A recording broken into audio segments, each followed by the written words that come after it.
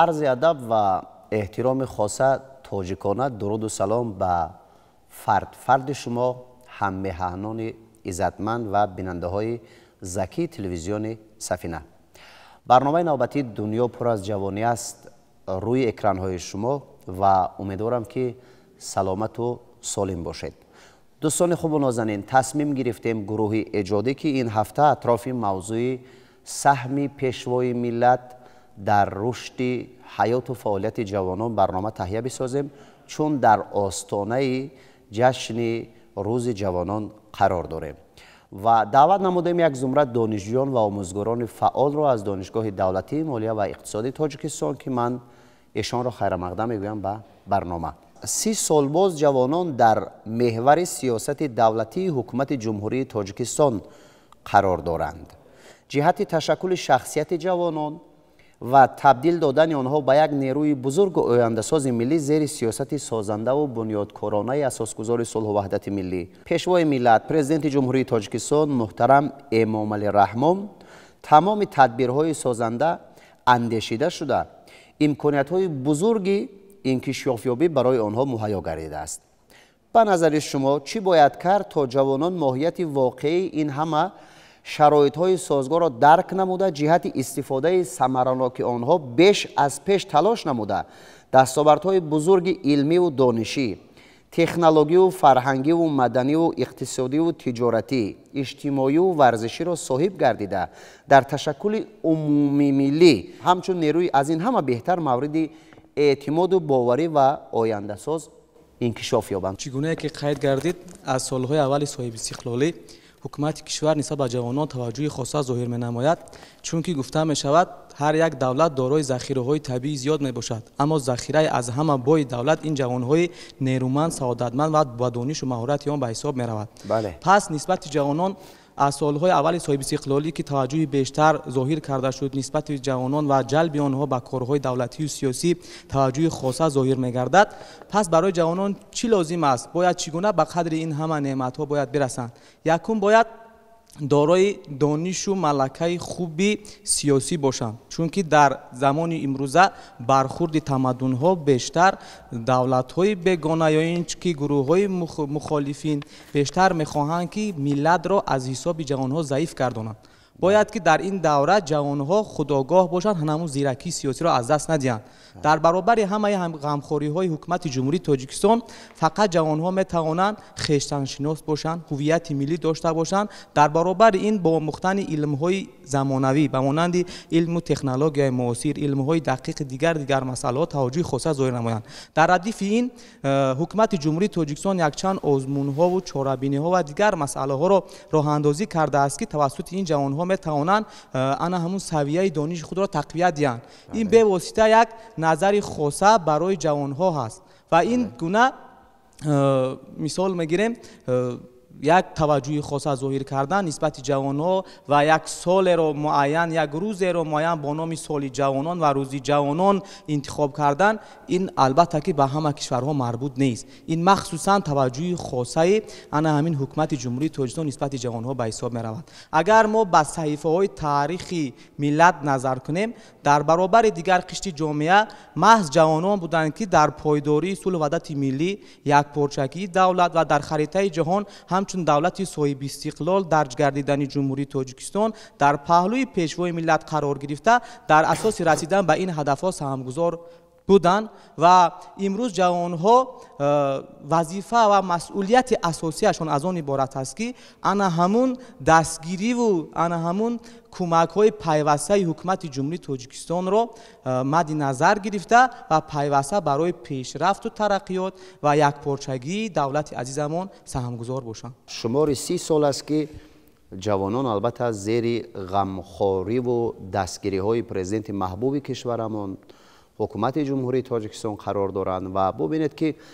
دروازه خیلی امکانیت‌ها برای جوانان بازگردیده است و فقط همون فهمش خوب، اراده قوی،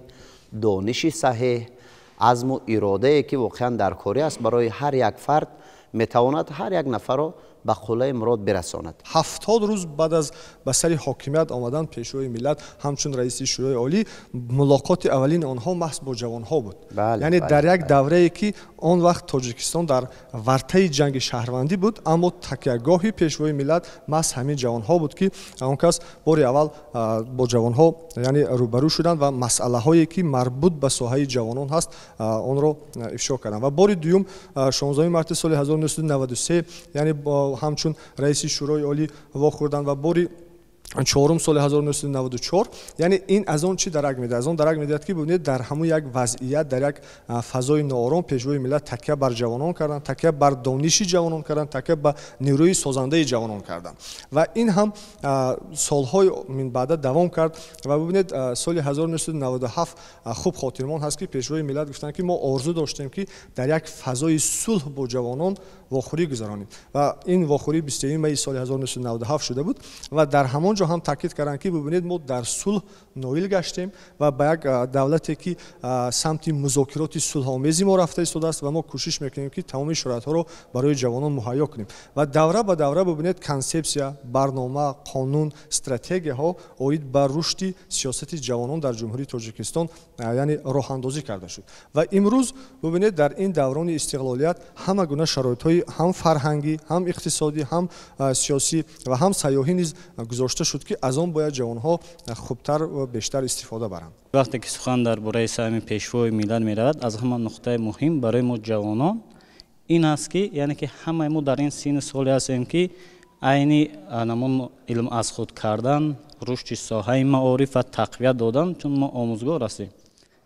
و تشکیل شدن شورای دیسرتاسیونی هم یکی از اولین اقدام‌های پیشوای ملت است که امروز برای ما جوانان امکانات‌ها را فراهم ساخت که ما رساله‌های نامزدی، رساله‌های دکتری را در سن جوانی کنیم. پیشتر این چیزا نبود. الکی امروز بینه که اکثر یک جوانان ما شرایط فراهم آوردن در جمهوری تاجیکستان، حال آن که نه در بلکه سطح جمهوری، در سطح دانشگاه و دانشکده‌های عالی تأسیس شدن شورای دیسرتاسیونی و حمایت رساله نامزدی و دکتری علل خصوص در عرفه رشد هستند و میتوانند که در رشد نموی دولتداری ما در ساحه معارف نقش کلیدی خود را گذارند جوانان. البته امروز سهم دیگری پیشوای ملت در رشد جوانان و رشد دولتداری از آن عبارت است که امروز چطوری که ما و شما شاهد هستیم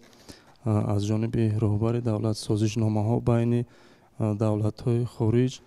اوید به تحصیل جوانان ما و تحصیل آنها در خارج کشور یعنی زیاد به نظر می رسد که البته یعنی کادر امروز در رشد وطنداری، در رشد ساحه‌های دولتی و غیر دولتی البته نقش کلیدی دارد و امروز ما و شما شاهد هستیم که جوانان ما تحصیل می نمایند در خارج کشور و آنهایی که تحصیل کردند و در وطن عزیز و محبوب خود یعنی که نقش به نهایت کلان بازده ایستادند. بله. البته اولا شکرگزار از پیشوای معظم ملت میکنیم که بحر ما بحر ملت تاجیک اولا امن و آرامی است که ما دلخواه با وقت و ساعت به دانشگاه ها حاضر میشیم، یعنی که از دانشگاه های زمانوی، از تکنیک و تکنولوژی نو، از زبان های اینوواسیونی نو یعنی که بهره‌ور میشویم و اگر که نظر افکنیم یعنی که غمخوری های دیگر مردم تاجیک از قدیم الایام کتابخوان و کتابدار بودند و ببینید ما از پیشوای معظم ملت بحر یعنی همین جوان ها آزمون علم، فروغ معرفت، فروغ صبح دانایی کتاب است. تاجیکستان وطن عزیز من و یک قطار استیپندیاهای دیگر را نیز به راه ماندن که استیپندیای پرزیدنتی، استیپندیای ناحیه، استیپندیای رئیس شهر، استیپندیای ولایت و دهها امکانات‌های دیگر. بله. و اگر که نظر کنیم با استیپندیای درخشندگان چرا که در بالا استاد قید کردن که وقتی که تحصیل به خارج میروند الکی اونها یک کادر بلند اختصاص میشوند و به ملت و دولت خود یعنی که خدمت میکنند. ما جوانان با همه غمخوری های پیشوای معظم ملت صدقا صادق میمونیم بهر بلبل شکوفایی، بهر آزادی، بهر امن ثبات کشور سهم ارزنده خود را میگذاریم. جهان در حال زود تغییریابی قرار دارد. هر لحظه حوادث و پدیده های نو حیات ما را فراگیر می باشد. تحلیل ها نشان می‌دهند که اکثر حادثه و واقعه هایی که امروز در روندهای مختلف جهانی به وجود می آیند خصوصیت تشویش‌آور را داشته میتواند. با مانند مجموعه ظهورات‌های نامطلوب که الکی ما میدونیم زیر این عبارت چی می‌ایستد. در روند با وجودی همین مشکل‌ها متاسفانه اکثر وقت قسمت جوانان همچون نیروی فعال استفاده برده می شود. چی باید کرد تا جوانان از همین ظهورات‌ها مثلا رو بگردارن، رو نیارن و همچون یک جوان مکمل، همچون یک جوان دانشمند، همچون یک جوانی که در آینده برای رشد ساحه‌ای که البته فعالیت میکند سهم بارز خود را گذارد. امروز در جامعه معاصر عمل‌های افراطی مخصوصا تروریسم و اکستریمیسم به یک خطر جهانی تبدیل یافته است. چگونه که سرور دولت در سخنرانی خودش قید نمودند، تروریسم و اکستریمیسم برای هر یک ملت از بمب اتمی دیده خطرناکتر است. بله. از این لحاظ بیشتر گروه‌های افراطی کوشش میکنند که قشری از همه فعال جامعه جوانان را به این عمل‌های نامطلوب جلب نمایند. پس برای همه ملت این ننگ و عار است که جوانهای آن در صف قواهای جنگی دیگر کشورهایی که از نام اسلام و دیگر دین‌ها استفاده می‌برند اشتراک میکنند. متاسفانه در سالهای اخیر در بین جوانهای ما کم هم نیستند جوانهایی که با فند و فریب همون گروه‌های افراطی جلب گردیده از لحاظ دین اسلام بر همین جنگ‌های مسلحانه و جنگ‌های بی‌معنی جلب کرده میشن. پس امروز جامعه را ضرور است که این گونه جوانها را در راه درست تربیت نمایند. عامل‌هایی که باید جوانهای ما با گروه‌های افراطی جلب نشوند به‌نهایت زیادند که ما می‌خواهیم یک چند تا آنها را بیان کنیم. اصلا سالهای قبل در بین مردم ما بعض قشری جامعه عنعنه شده بود که باید فرزندهای خودشان را در خارج تعلیم دینی دهند که این به نهایت خطری بزرگ است. باید که جوانها در داخل وطن خود در روحیه وطن دوستی افتخار از ملی تربیت گیرند. و فکری بنده یکی از عامل‌های اساسی جلب نمودن جوانان بر گروه‌های افراطی این تعلیم نادرست گرفتن در دولت‌های خارجه است که آنها را بیشتر مغزشویی کرده بر ضد ملت و دولت خود از نام دین استفاده می‌برند. دیگر بیشتر جوانها به یگان معلوماتی کفایت داشته مخصوصا معلوماتی میانه یا این کیولی یا اینکه یگام کسبی معین ندارند و به خارج سفر میکنند و مشکلات های همون خارجی که نبودن جای کار مشقت و دیگر اونها را مجبور میکند که با فریب و فندی همون گروه های افراطی شامل گردند و بهانه پولی مفت به دست آوردن با گروه های افراطی شامل گردند. دیگر مسئله که عامل اساسی شامل شوی جوانان با گروه های افراطی میگردد این نداشتن دانش کفایه دینی و دنیوی، چون که از همین بدانشی جوانان بیشتر گروه های افراطی استفاده برده آنها را به بهانه جنت جاویدانه و جهاد و جنگ مقدس و دیگرها جلب میکنند. پس برای ملت تاجیک ضرور است که قانون جمهوری تاجیکستان درباره مسئولیت پدر و مادر در تعلیم و تربیت فرزند قبول شده است. هر یک والدین، هر یک پدر و مادر وظیفه‌دار است که فرزند خود را از ایام خردسالی با آموختن علم‌های زمانوی، آموزش زبان‌های خارجی، تکنولوژی معاصر بیشتر تربیت نماید و از این لحاظ در برابر این آنها را در پرورش در روحیه وطن دوستی، افتخار از ملی، مهمان پرستی و ارزش‌گذاری به عنعنه‌های ملی اگر خوب تربیت نمایند، من فکر میکنم که عامل اساسی و راه‌های خیلی هم مفید برای پیشگیری از گروه‌های افراطی و تروریستی در زمان امروزه به حساب می‌رود. فضای اطلاعاتی خیلی هم جامعه را فرا گرفته است که این هم یک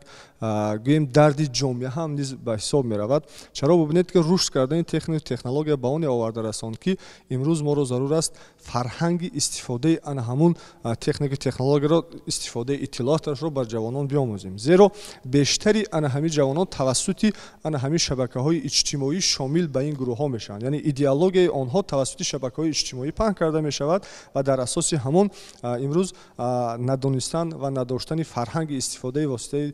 تکنولوژی با آن رو آورده رساند که بعضی جوانان ما نیز شامل به این گروه ها شده استودند و برای پیشگیری کردن با آن یعنی هر یک عائله، هر یک پدر و مادر و مؤسسه های تعلیمی را ضرور است که با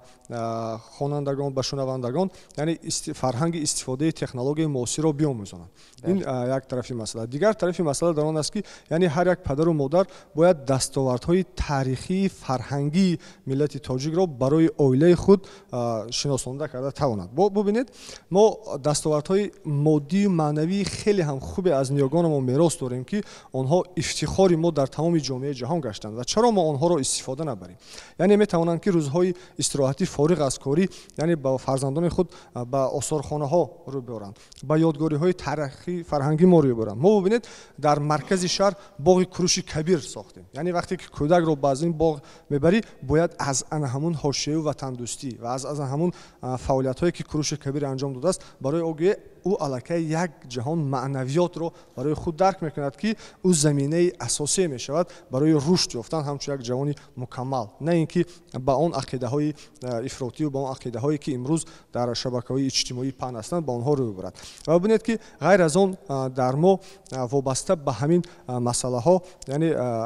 маҷмӯаи исмоили сомонӣ яъне соли 1999 гузошта шуд. яъне вақте ки мо онҳоро барои донишҷӯён барои кӯдакон барои наврасон мефаҳмонем яъне аллакай ҳувияти озодӣ, ҳувияти дӯстдории миллат, ҳувияти арзишҳои фарҳангӣ барои кӯдакон бедор мешаванд ва ин масъалаҳоро бояд ҳарчи гӯем бештар тавассути оинаи нилгун тавассути ҳамаи воситаҳои ахбори омма мо бояд онҳоро паҳн кунем. ва бубинед фазои иттилоотӣ шудааст. мо имрӯз дар ҳамун шабакаҳои иҷтимоӣ бояд роликҳое ки 5-10 дақиқа оид ба корномаҳои гузаштагони мардуми мо паҳн кунем. яъне ҳамун шабакаҳои иҷтимоӣ тиктоку, фейсбуку, дигар инстаграму он ки хеле имрӯз фаъол ҳастанд, дар ҳон мо метавонем роликҳои махсусе оид ба қаҳрамониҳо 5 дақиқа дар бораи Исмоили Сомонӣ, 5 дақиқа дар бораи Спитамин, яъне дар ҳамун лентаи ҳамон бояд ҳамин гуна бошад ки арзишҳои фарҳангӣ мо ҳам низ намоиш дода шавад. бале. ва ҷавонон яъне аз он рӯҳа мегиранд ва аз он ифтихор мекунанд ва ман фикр мекунам ки яъне онҳо дуруст тарбия меёбанд. мутаассифона имрӯз дар ҷомеа мо мебинем ки бархе аз ҷавонон бо гурӯҳҳои ифротгароӣ бо даъвати хоҷагони хориҷӣ ҳамроҳ мегарданд ва имрӯз онҳо як зарари калоне ҳам ба худ ҳам ба наздикони худ мерасонанд бевосита. ин гуна ҷавонон аз ҷониби мақомотҳои давлатӣ зуд дастгир мешаванд ва як чизи дигареро бояд тазаккур дод ки сарвари давлат имрӯз ба мо ҷавонон яъне ки аҳамияти бештар ва боварии зиёд доранд ва мо бояд ҷавонон ба боварии роҳбари давлат яъне ки сазовор бошем, кӯшиш намоем таҳти ҳамон сиёсати хиратмандонаи роҳбари давлат яъне ки амал намоем, кӯшиш намоем. ман якчанд нуқта қайд мекунам. яке аз сабаби асосӣ тарбияи нодурусти фарзанд ки имрӯз қонуни ҷумҳурии Тоҷикистон дар бораи масъулияти падару модар аз 17 майи соли 2018 таҳти рақами 1532 ба тасвир расидааст ва дар моддаи 5 қонун қайд карда шудааст вазифаҳои падару модар, омӯзгор, давлат ва ҷомеа дар назди фарзандон. ва имрӯз вазифаи аввалин дараҷаи падару модар ин тарбияи фарзанд ва дар онҷа якчанд паҳлӯҳои муҳим ин чи аст? ҳам моддӣ, маънавӣ ва тарбияи ватандӯстӣ бояд нақши муҳиме худа дошта бошад падару модар. ва паҳлӯи дигар аллакай омӯзгор. омӯзгор ҳам як нерӯи созандаи дар ҷомеа нақши калидӣ дар таълиму тарбияи фарзанд имрӯз нақши калидӣ дорад. ва дигар паҳлӯ давлат гуфтем ва ҷомеа. давлат низ барои дастгирии ятимон, маъюбоне ки ниёз ба дастгирӣ доранд ва бевосита дар партави сиёсати дастгирии ҳукумати ҷумҳурии Тоҷикистон дар паҳлӯи ятимону бепарасторон аллакай ҳукумати ҷумҳурии Тоҷикистон низ қарор дорад ва бояд кӯмаки онҳо расонида шавад. ва сабабҳое ки гуфтем ки имрӯз шомилшавии ҷавонон ба гурӯҳҳои ифротӣ аллакай яке аз сабабҳои муҳими надоштани ҳамон илмҳои кофӣ ҳам диниву дунявӣ. ва дар паҳлӯи ҳамин мутаассифона ҳастанд ҷавононе ки ба ҳамин гурӯҳҳои ифротӣ имрӯз шомил мешаванд. ва имрӯз фазои Тоҷикистон назар кунем агар бевосита дастгириҳо дар дастгириҳои ҷавонон ҳастанд. чи имрӯз рушди иқтисоди миллиро агар назар кунем, рушди иқтисодиёти миллиро ҳам чи ҷавонон низ аллакай як нақши муҳими худа доранд ва бевосита роҳбари давлат ҳам дар баромадҳои худ қайд мекунад ки ҷавонони қувваи бузург нерӯи созандаи миллат ҳастанд ва бевосита пешниҳодҳое ки аз тарафи ҷавонон барои рушд намои ҳукумати ҷумҳурии Тоҷикистон мешавад бевосита роҳбари давлат дастгирии ҷавонон ё ки пешниҳодҳои ҷавононе ки барои рушди имрӯзаи тоҷикистон аст бевосита дастгирӣ карда истода аст. вазъияти сиёсии ҷаҳон дар ҳоли тағйир қарор дорад. ҳам ҷаҳон аз як тараф рӯ ба инкишоф дорад ва ҳам аз як тараф рӯ ба нооромӣ. خب گروه‌های هستن گروه‌های افراطی تروریستی جدایی‌خواه اکستریمیستی مقصد اساسی این گروه‌ها وقتی که می‌خواهند ضربه به کشور یا به ملت زده باشن البته رو می‌آورن به قشر فعال همون مملکت که این جوانان تشکیل می‌دهد. خب فریفته شوی جوانان با همین گونه گروه‌های افراطی یک چند سبب دارد که حاضرین یک چند سبب را قید کردم. من می‌خوام یک سبب گفته باشم که خب سبب اساسی این البته ما میگیم که تربیت از اویله سر می‌شود. وقتی که والدین پدر و مادر یک کمبودی را به نظر نمیگیرند، یعنی که تربیت را پورا به ذمه مؤسسه تحصیلاتی که فرزندشون چی دانشگاه باشد، مکتب میانه باشد یا باغچه باشد واگذاشتگی هستند. لیکن این خطای محضی ان همون پدر و مادر است که فرزند پورا تربیتش به ذمه مؤسسه میگذارد، چون که خودش میدوند که فرزند همگی 4 یا 5 ساعت در اختیار مؤسسه تعلیمی است. باقی از فارغ از مؤسسه و چیکار میکنه با چیکار مشغول است این از این بخبر هستن. البته نظارت نمیکنن، نظارت سست است. دوم اینکه شاید نه همه پدر و مادر، درست نه همه پدر و مادر. ما وقتی که در همین ساحه علم و در ساحه معارف کار میکنیم ما پدر و مادرای را میدونیم که پیوسته در تربیت فرزند علم آموزی فرزند کوشش و تلاش میکنن، اما باز پدر و مادرای را ما میدونیم شاهد هستیم که عموما نظارت هم نمیکنن یا پورا باوری دارند به آن همون فرزند یا با مؤسسه تعلیمی. خب دیگر سبب این است که فرهنگ نادرستی استفاده بری آن همون شبکه‌های اجتماعی فضای مجازی که هر یک گروه‌های افراطی بسیارتر روزی ما دیده استودیم که با جوانان مبلغان آنها با جوانان بسیارتر با واسطه همین شبکه‌های اجتماعی تاثیر میرسونند به پسیکولوژی همون جوانان. خب البته وقتی که جوان دلخواه از کدام ملت یکی نباشد اگر فریفته همین گروه‌های افراطی میشود این ننگ است، این داغ آن همون ملت است و خطر برهمخوری به آن همون ملت آوردن میرساند. برای پیشگیری این خب ما پیشنهاد می‌نماییم که آن همون اول پدر و مادر، دوم مؤسسه که آن همون نورس است یا جوان است، جوان پسر است، جوان دختر است در با هم دیگر در همکاری باشند، در رابطه باشند. اکنون با فکرم که شرط نیست که وقتی که علم و تکنیک و تکنولوژی اینقدر که پیشرفتگی است امروز شرط نیست که پدر و مادر هر روز اگر با مؤسسه تعلیم فرزندشون بیان، حتی میتونن با واسطه تلفن از یا که آن همون شبکه‌های اجتماعی میتونن که از حال و احوال فرزندشون از فعالیت فرزندشون امروز برخوردار باشند. برخی از جوانان هستند که این همه تنجی و آزادی رو مد نظر کرده با گروه‌های افراطی و تروریستی و اکستریمیستی شامل میشوند و آنها فریفته این گروه شده با دولت و ملت خود که یک دولت تنج و آسایشته است، یعنی ضررهای خود را جهت‌های منفی که آن گروه ها دارند به دولت خود میرسانند و باید جوانان پیش از همه زیرکی سیاسی خود را یعنی از دست ندهند، تمام کوشش‌های خود را کنند که به این گروه ها یعنی به این گروه ها شامل نشوند. جوانان سعادتمند کشور را میباید که در این دولت تنج و آرام و آسایشته یعنی علم آموزند، کسب آموزند و تاجیکستان عزیز ما را به یک دولت پیشرفته دنیا مبادله سازند. هر یک نورس، هر یک جوان که در حال کمالات قرار دارد پدر و مادر والدانشون ایشان را کتاب دوست تربیت کنند، چون کتاب یگانه البته رفیق بی‌غرضی است که ما را از تمام راه‌های بد میگرداند. و ببینید وقتی که ما از روی ذوق کتاب میخوانیم، اثرها رو میخوانیم، چشمانمون آب میخورد، البته دلمون روشن میشود، زندگی رو دوست میداریم و البته خواندن درستی کتاب، فهمش درستی اثرهایی که در اونجا نشر گردیده است ما رو به راه‌های خودشناسی و خودآگاهی میبرد و خود از خود ذوق پیدا میکنیم که یک زندگی مثل پرباغ گل کتاب داشته باشه. و دیگر همین است، دانش خوب، احترام بزرگسالان، دوست داشتن خاک و آبادان این سرزمین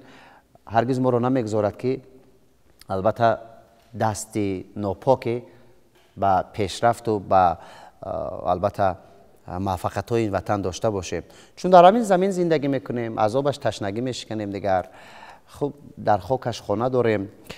و با والدانمون زندگی میکنیم. از این همه باید افتخار داشته باشیم. آینده تاجیکستان به دست جوانان میباشد و جوانان همچون ذخیره طلایی دارایی‌های ملی دانسته میشود. چی باید کرد که از این نیرو در همه بخش حیات جمعیتی و خودجگیداری کشورمون وسیع‌تر استفاده ببریم؟ قشری زیادی اهالی تاجیکستان را امروز جوانان تشکیل میدهند و یکی از نیروی سازنده نیز اعتراف شدند و ببینید که سن سال جوانی یعنی از 14 تا 30 ساله را امروز مطابق قانونگذاری جمهوری تاجیکستان معین کرده شده است و امروز ببینید در زمان استقلالیت در همه ساحه ها در همه سمت ها یعنی فضا برای جوانان مهیا شده ایستاده است، یعنی ساخته شده ایستاده است که ما میتوانیم که جوانان را به این روحیه یعنی وارد کنیم. یعنی چگونه روحیه؟ یعنی جوانان را ما باید از همون ایام خردسالی یعنی مهر آنها را برای این یا آن کسبی که آنها یعنی مقبول دل خود میدانند با همون ما باید راه اندازی نماییم تا در آینده متخصص خوب شوند. و این یکی از راه‌های دیگری که ما میتوانیم یعنی جوانان را جلب نماییم برای همون ساحه ها و دیگر قسمت ها این یعنی تربیت نمودن از بزرگان همون ساحه ها، تربیت نمودن از همون شخصیت هایی که در این ساحه ها یعنی سهم ارزنده خود را گذاشتن و توسط سهم آنها ما با نیرو با همون روند پسیخولوژی جوانان تاثیر رسانده آنها را میتوانیم در همه ساحه ها یعنی جلب کنیم. و امروز ببینید ما افتخار میکنیم که جوانان تاجیکستان نیز در تمامی ساحه هایی که امروز در تاجیکستان راجع است یعنی سهم ارزنده خود را گذاشته استادند، چی در ورزش باشد، چی در سیاحی باشد، چی در آموزگاری باشد، چی در عموما در همه همین فعالیت ها یعنی کرده ایستادند. و برای جانوگ نمودن این باز هم جوانان را ضرور میباید که رو به علم های زمانوی یعنی وابسته به همون کشفیات هایی که امروز یعنی تکنولوژی که در حال رشد هست ما باید جوانان ها هم با همون رشد تکنولوژی یعنی مطابق سازیم و در نتیجه مطابق ساختن ما میتوانیم که به یک فضای خوبی سیاسی و اجتماعی و فرهنگی نایل گشته باشیم. جمهوری تاجیکستان صاحب استقلال خودش کشوری جوان است و دولت جوانان است. طبق حسابات آماری اکثر قشر جامعه ما را جوانان تشکیل میکنند و ما اگر نظر افکنیم چی در ساحه حربی چی در ساحه امنیت و مدافعت دیگرها بیشتری همین کارمندای ساختارهای قدرتی را جوانان تشکیل میکنند. از روزهای اول صاحب استقلالی جوانها یک سهم باریزی داشتند در پیشرفت دولت و دولتداری امروزه تاجیکستان و ما چگونه باید جوانها را در روحیه خویشتنشناسی بیشتر تربیت نماییم و باید چیکار کردن در کار که جوانها باز از این بیشتر جلب شوند؟ اولا باید که چگونه که سرور دولت یک اقدام نجیب پیش گرفتن کتاب تاجیکان به تمام مردم تاجیک رایگان تقدیم گردید و این در نظر است و انجام یافته ایستاده است. کتاب شاهنامه در این کتاب های بی‌زوال که تاریخ و تمدن چندین هزار ساله ملت تاجیک را معرفی میکند پر از قهرمانی، دلیری، شجاعتمندی، وطندوستی، افتخار از هویت ملی و دیگر مسئله هایی که قلب جوانان را برای وطندوستی تپش می‌دهد درج گردیده است. پس باید که جوانها را بیشتر به مطالعه کردن اثرهایی که خصوصیت وطندوستی و افتخارمندی دارند باید جلب کردن در کار و بیشتر نه تنها در تمام قسمت مدافعه و امنیت و حربی باید که در تمام ساختارهای قدرتی و دیگر مقامات‌های اجتماعی و تندرستی از جانب قشر بالای جامعه مخصوصا کلانسالان جوانان بیشتر تربیت کرده شوند و جایگزین آنها برای ادامه دهنده همین دولتی آسایشته و امن و همون بی آزار و برای دیگرها باقی ماندن تربیت گردند. جوانان دوران صاحب استقلالی بوده پیروان اصلی پیشوای معظم ملت هستیم و با دستگیری و تشبسکاری های اساسگذار صلح و وحدت ملی پیشوای معظم ملت که برای ما جوانان یک زمینه خوبی از خودنمایی علم و دانش را فراهم آوردند شکرگزاری نموده بیش از پیش کوشش می‌نماییم که تمام ملکه مهارت خود را روانه سازیم تا در پی همون غمخواری های اساسگذار صلح و وحدت ملی یعنی غمخواری های پدرانه ایشان جوابگو باشیم و در آزمون های سطح جمهوریوی و بین المللی اشتراک نموده خب نام پرچم و نام ملت خویش را بلند برداریم. سیاست پیشگرفته محترم پیشوای ملت به ما جوانان امکانیت داد که به تمام دستاوردهای ملی و دستاوردهای جهانی رو بیاریم و این چنین دولت خود را به تمام جهانیان پیشنهاد کنیم و بگوییم که ما چنین دولتی داریم که به ما جوانان باوری دارند و محترم پیشوای ملت به ما جوانان محبت دارند و باوری پدرانه دارند و بارها در مجلس‌های خود قید کردند که به جوانان باوری دهید و از آنها چیزهای بزرگی را انتظار باشید. من همچون یک دانشجوی فعال و پیروی اصیل پیشوای ملت گفتاری های زیادی دارم و میگویم که یکی از اینها به این می باشد که ما جوانان باید شکرگزار کنیم که چنین پیشوا و چنین پدری عزیز و مهربان داریم که به ما جوانان نگاهی پدرانه و آینده بزرگ را در پیش دارد. ما جوانان بعد از ادای دوران دانشجوییمان به خدمت مادر وطن رفته با سربلندانه از آن برگشته به خلق و ملت خود به دولت خود صادقانه و صافدلانه خدمت خواهیم کرد. سپاسهای فراوان به هر کدام شما برای اشتراک فعال، برای ابراز اندیشه ها و هر قدمی که میزنیم و موفق میشویم در هر سمتی که نباشیم در جاده زندگی. به واسطه دوستان عزتمند، هم‌میهنان عزیز، این همه از غمخواری های اساسگذار صلح و وحدت ملی پیشوای ملت پرزیدنت محبوب کشورمان محترم امام علی رحمان است که باید احترام خاصه داشته باشیم و پیرو اصیل پیشوای ملت باشیم. با امید رشد و موفقیت های هر کدام شما، با امید رشد و موفقیت ها در وطن جان و جانمان تاجیکستان بیشتاسو، با امید ابدی بودن صلح و ثبات، با امید بیگزند بودن تن ما و شما، نقطه میگذاریم به انجام برنامه‌مان و آسایش زندگی آرزو میکنیم به هر کدام شما.